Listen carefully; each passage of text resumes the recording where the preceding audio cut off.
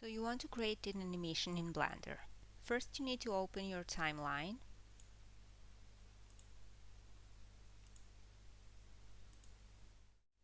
And let's say you have created an animation you want to save.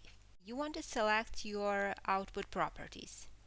Here you can select your resolution and you want to select start and end. So frames, you want to be first and last. Then under output, select desired folder, so it's not temporary. This is going to be PNG. So now you go under render, render animation. Now you can open your desired folder and you're going to have PNGs from your project. So now let's make a video. So open your Blender and from the start you can select video editing. Select add and image sequence. You're going to select your folder and you can see your PNG files. So let's select all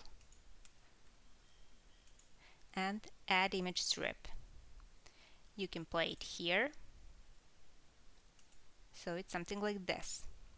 Let's change our resolution so it matches. So reverse this.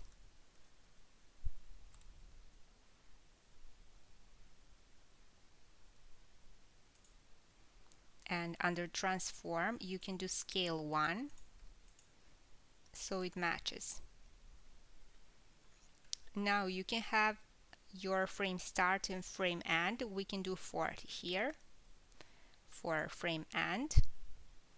And for the output select a folder because you don't want this in temporary. So any desired folder, let's do here. And select FFmpeg as your video format. If you want to reverse something, so let's do 80 because we will duplicate this, move it here. If you want to reverse this video, you want to go here under video and select reverse frames. So let's play this. You can see for the other one you're going to have reversed. All you have to do now is go under render and render animation. Your finished MP4 is going to be in your selected folder. And that's it.